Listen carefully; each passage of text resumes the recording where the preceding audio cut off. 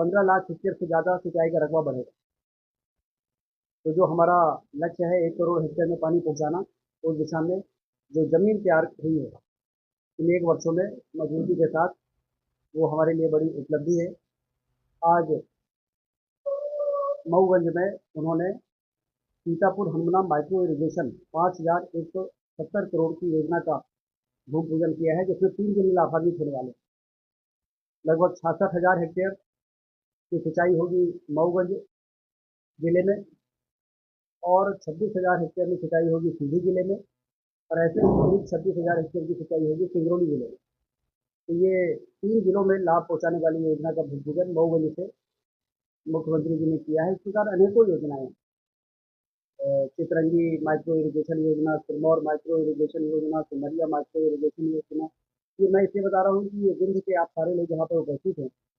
चौथर micro irrigation योजना, ऐसे पूरे मध्य प्रदेश में जहाँ जहाँ भी प्रेशराइज्ड पाइप टेक्नोलॉजी से वन ड्रॉप मोर क्रॉप, प्रधानमंत्री जी ने कहा है कि एक एक बूंद का उपयोग करना है सिंचाई के लिए। तो वन ड्रॉप मोर क्रॉप के सिद्धांत पर काम करते हुए मध्य प्रदेश के सिंचाई के रकबे को बढ़ाकर 1 करोड़ हेक्टेयर में पहुंचाकर हम हरित क्रांति भी लाने का काम करने वाले हैं।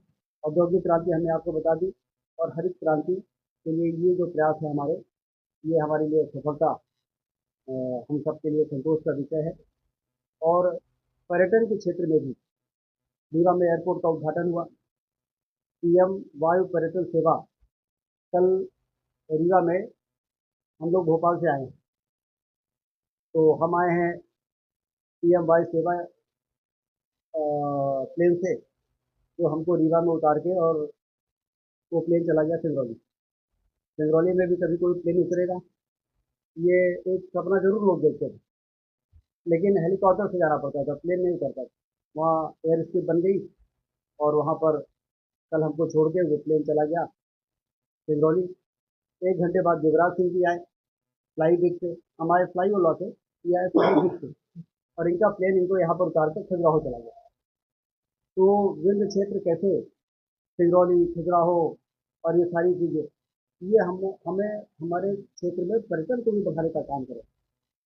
आज मुख्यमंत्री जी को ले जाके हम लोगों ने सरसी आइलैंड का उद्घाटन करा, और वो अभिभूत थे, देखिए समुद्र बाण सागर के जलाशय में कोई टापू को इस प्रकार से सुंदर बनाया जा सकता है।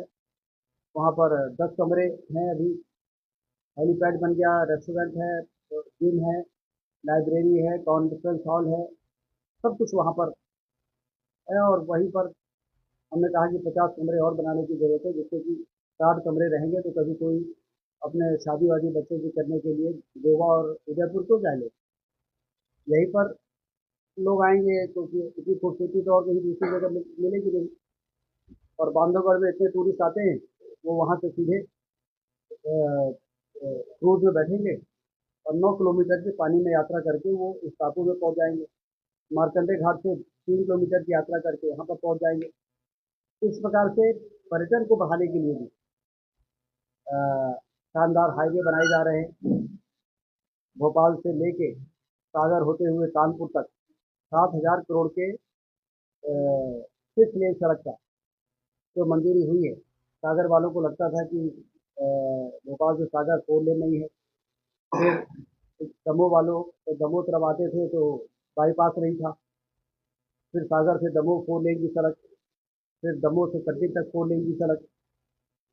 ये चौतरफा जो अ, विकास के लिए पर्याप्त बजट है, वो प्रधानमंत्री मोदी जी ने जो हमारे देश की अर्थव्यवस्था को 11वें से 5वें में पहुंचा है, उसके कारण मुझे आपको बताते हुए प्रसन्नता है कि लगभग 40,000 पद हमने स्वीकृत किए, आउटसोर्स वाले भी हैं उसमें। और पीएससी में आपने देखेंगे कि 3,000 डॉक्टरों की भर्ती के विज्ञापन निकल रहे हैं। कर्मचारी चयन मंडली में भी 3,000 डॉक्टरों की भर्ती के। और आईपीएचएस नॉर्म्स होता है, Indian public health standard 12, Bharat सरकार की जारी करती है। उसमें हमने ये निकाला है कि प्राइमरी हेल्थ सेंटर में कितने व्यक्ति होने चाहिए और कितने हैं, कम्युनिटी हेल्थ सेंटर में कितना होना चाहिए, कितने हैं, सिविल अस्पताल में, डिस्ट्रिक्ट अस्पताल में, और उसमें उसके गैप एनालिसिस करके उतने पदों को मंजूर करके और भर्ती करने वाली एजेंसियों को मार्ग पत्र इशू हो गए। और ऐसे सारे विभागों को मिला लिया मध्य प्रदेश में, तो 1 लाख पदों की भर्ती के लिए पीएससी और कर्मचारी चयन मंडल को मार्ग पत्र इन 1 वर्षों के अंदर हम लोगों ने इशू करने में सफलता प्राप्त की है। जिससे कि विभिन्न क्षेत्रों में स्वास्थ्य हो, शिक्षा हो, पुलिस हो, रेवेन्यू हो, हर क्षेत्र में पर्याप्त मानव संसाधन मध्य प्रदेश में जनता की सेवा करने के लिए और योजनाओं को तेज गति से क्रियान्वित करने के लिए हमारे पास उपलब्ध हो सके। आयुष्मान कार्ड 70 साल के ऊपर का, जो प्रधानमंत्री जी ने कहा है कि 70 वर्ष के ऊपर चाहे किसी भी जात के लोग हो, चाहे कोई भी आमदनी हो, कोई भी क्राइटेरिया नहीं रहेगा, सिर्फ उम्र क्राइटेरिया रहेगा। 70 साल के ऊपर तो 5 लाख रुपए तक का इलाज मुफ्त में दिया जाएगा। इसमें मुझे बताते हुए आपको प्रसन्नता हो रही है कि पूरे देश में सबसे ज़्यादा पंजीयन हमारे मध्य प्रदेश में हुए। और 70 साल के ऊपर और नीचे सब मिला लिया जाए तो 4 करोड़ मध्य प्रदेश के ऐसे नागरिक हैं, 8 करोड़ में से, जो आयुष्मान कार्ड योजना के हितग्राही बन चुके हैं। स्वास्थ्य के क्षेत्र में भी मुझे आपको बताते हुए प्रसन्नता है कि 3 मेडिकल कॉलेजेस का प्रधानमंत्री जी ने अभी उद्घाटन किया। नीमच, मंदसौर और सिवनी। 400 सीटें हमारी, 300 सीटें मेडिकल की बढ़ी है। अब मध्य प्रदेश में आज की डेट में 30 मेडिकल कॉलेज सरकारी 17 है और 13 प्राइवेट है। इनको मिला लें तो हमारे यहाँ करीब 5,000 MBBS की सीटें हैं।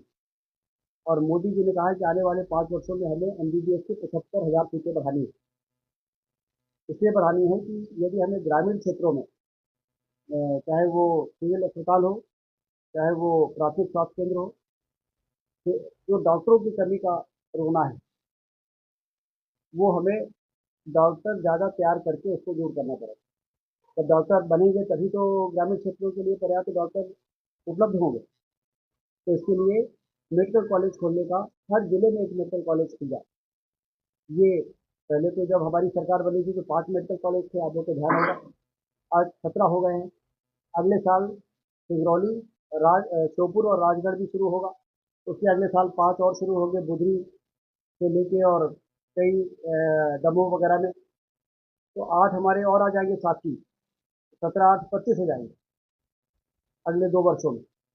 और अगले 2 वर्षों में हमारी कोशिश है कि जैसे पन्ना है, कटनी है, टीकमगढ़ है, सीधी है, यहाँ पर 12 मेडिकल कॉलेज, एक शाजापुर में मुख्यमंत्री जी ने घोषणा की है, 13 मेडिकल कॉलेज हम निजी पूंजी निवेश पीपीपी मोड में, उनको टेंडर हमने निकाल दिया है। और वो 13 वो आ जाए और 25 हमारे, 25 और 13 कुल मिला के 38 हो जाएंगे। और आने वाले दिनों में और भी जहाँ आवश्यकता होगी करेंगे। हमारा लक्ष्य ये है कि जो अभी हमारी 5,000 की MBBS की सीटें हैं वो बढ़ के 8 से 10,000 हो जाए आने वाले 5 वर्षों में। अभी सीधी से रीवा से सीधी जो 2 लेन था उसको 4 लेन करने की घोषणा गडकरी जी ने की थी जब सुरंग के उद्घाटन के लिए आए थे। मुझे बताते हुए आपको प्रसन्नता है कि उसका अलाइनमेंट क्या हो गया, भू अध्ययन की तैयारी हो रही है, सर्वे शुरू हो गया है।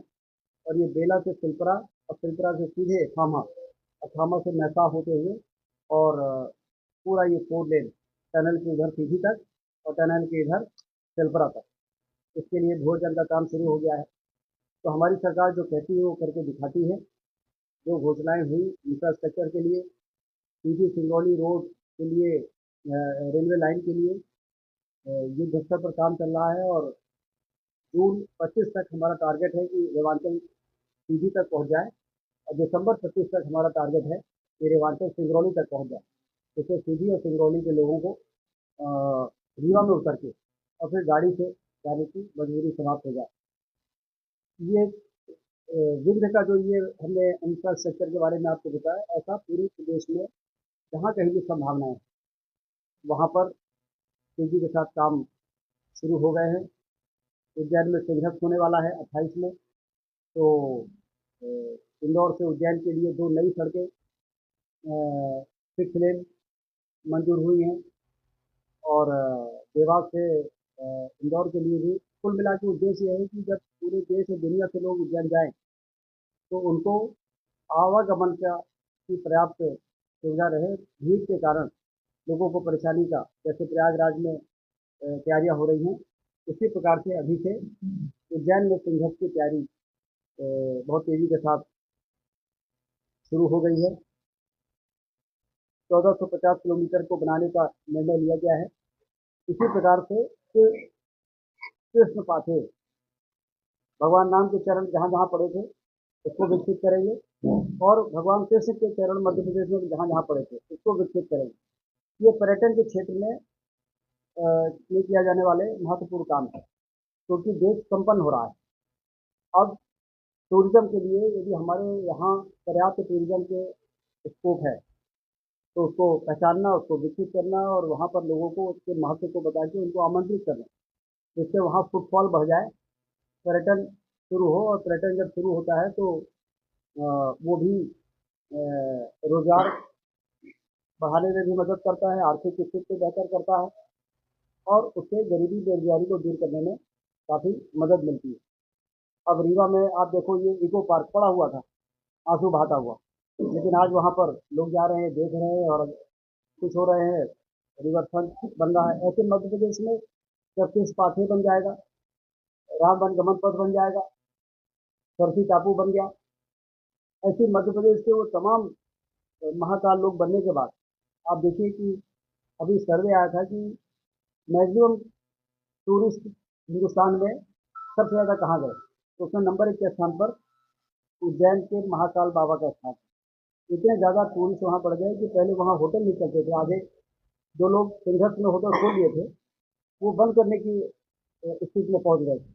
अब वो तो फुल रहते ही हैं, नए नए होटल बन रहे हैं, तो होटल इंडस्ट्री को बल मिलता है और टूरिज्म बढ़ता है, तो बहुत ज़्यादा तेजी से। तो इसलिए हरित क्रांति, औद्योगिक क्रांति और पर्यटन की क्रांति तीनों मध्य प्रदेश में आ जाए, इसके लिए जो कुछ भी काम किए जा सकते हैं इस दिशा में काम को आगे बढ़ाने में हुआ है। स्वास्थ्य के साथ साथ एजुकेशन के क्षेत्र में भी स्टैंडर्ड बढ़े, गुणवत्तापूर्ण उच्च शिक्षा के उद्देश्य से 55 जिलों में पीएम कॉलेज ऑफ एक्सलेंस प्रारंभ किया। क्योंकि मुख्यमंत्री जी उच्च शिक्षा में मंत्री रहे हैं, तो उनको उन्होंने ये एक इनोवेटिव नवाचार किया कि हम अपने हर जिले के एक कॉलेज को चुनेंगे, उसको पीएम कॉलेज ऑफ एक्सलेंस बनाएंगे, उसमें प्रोफेसरों की भर्ती करेंगे अलग तरीके से, और एक स्टैंडर्ड वहाँ मेंटेन करके लोगों को ये लगे कि हर जिले में एक ऐसा कॉलेज है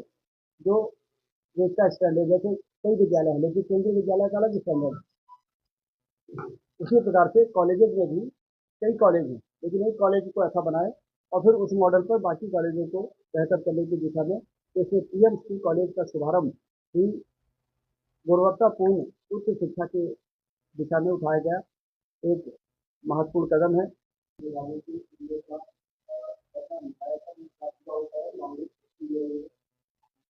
तो कांग्रेस हवाई जहाज ये भी है, मतलब ये लोग, मुद्दा ये है, 999 रुपये में देखा हमने, कुछ लोगों ने हमें 1232 रुपये का टिकट दिखाया था, तो उसमें जीएसटी और कुछ टैक्स जोड़ने के बाद वो 1232 हो जाता है।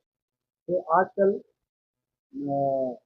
शुरू के हैं डायनेमिक फेयर, शुरू में आप टिकट ले लोगे तो आपको 900 रुपये में 99 में पड़ेगा, टैक्स अलग जुड़ेगा। और यदि कुछ दिनों के बाद आप लेते हैं तो फिर वो बढ़ता रहता है। तो इसलिए ये स्थिति आई है।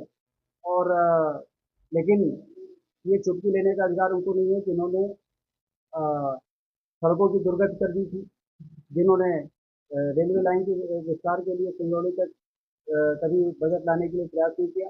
और हवाई अड्डा तो प्रदेश और देश के कोई भी विमानी विभाग का व्यक्ति मानने को तैयार नहीं था कि रीवा में हवाई अड्डा भी बन सकता है। तो इनको तो कम से कम ये कहना चाहिए कि ठीक है, देश के लोगों की आर्थिक स्थिति बेहतर हो रही है, तो लोग अफोर्ड, अच्छा क्यों खुल जा रहा है, इसका क्या जवाब है उनके पास?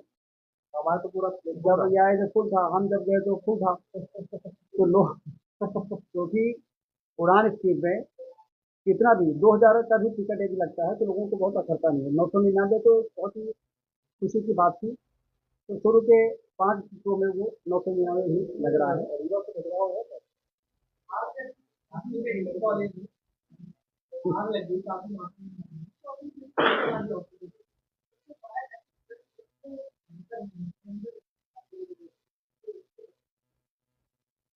नहीं, फायर सेफ्टी के लिए जो जैसा सिलेंडर वाला अरेंजमेंट है, उसमें अभी संजय गांधी ने आपदा प्रबंधन के लिए वर्कशॉप दी है। उसमें और क्या इसको बेहतर किया जा सकता है, न सिर्फ अस्पताल में बल्कि पूरे रीवा में अ, आपदा आए और उसके बाद तुरंत क्या क्या आवश्यकताएं हैं वो स्टडी करने के लिए हमने उनको बोला है कि आप लोग एक रिपोर्ट बना के दीजिए जिससे कि उसकी व्यवस्था यहाँ पे कर सके। क्योंकि हालांकि अब तो बाढ़ की संभावना यहाँ नहीं है, क्योंकि नीचे हम लोगों ने नदी को चौड़ा कर दिया है। नहीं तो पहले हर 8-10 साल में यहाँ बाढ़ आती थी। उस समय आपदा प्रबंधन के लिए भी हम लोगों ने कई बार ऐसा लगता था कि और बेहतर होना चाहिए। तो आपका सवाल अच्छा है कि ये रिपोर्ट जो अभी वर्कशॉप हुई है, मध्य प्रदेश में पहली वर्कशॉप यहाँ पे कराई थी, उसके रिपोर्ट आने के बाद ये जरूर स्टेप उठा लेंगे।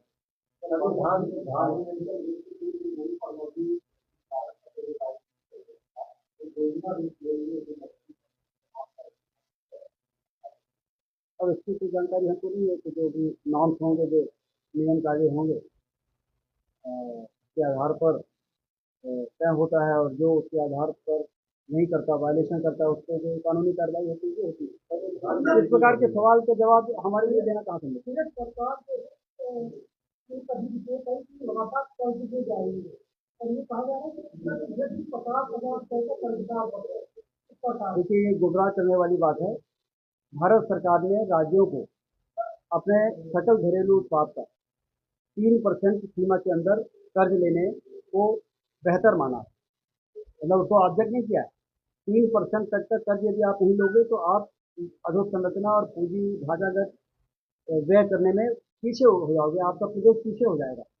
इसलिए ये रिकमेंडेशन है कि सकल घरेलू उत्पाद का 3% के अंदर आपको ब्याज लेके अपने प्रदेश की जनता की बढ़ती हुई आवश्यकताओं की मांग को पूरा करना है। मध्य प्रदेश ने जो कुछ भी कर्ज लिया है 3% की सीमा के अंदर लिया है। इसलिए हम मध्य प्रदेश को ऊंचाई पर ले जाने के लिए जो जरूरी कदम है वो उठा रहे हैं। सर, धान खरीदने में तेजी से हो रही सरकार खरीद है, उठान न होने के लिए किसान परेशान,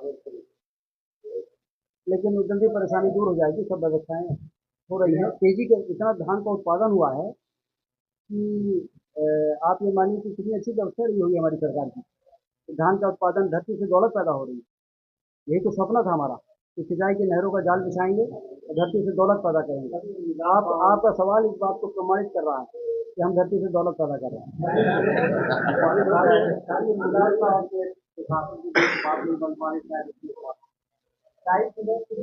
वो हो गया है, समाधान हो गया। राइस मिलर की पिछले कैबिनेट में जो अपग्रेडेशन की राशि को लेके उनकी डिमांड थी, वो कैबिनेट ने पूरी कर दी है। 30% प्रतिदान पर 50 रुपए की मांग थी, उसको 40 किया है, और 60% प्रतिदान पर उनकी मांग 150 थी, उसको 140 कर दिया। आप एक साल की उपलब्धियां देखा,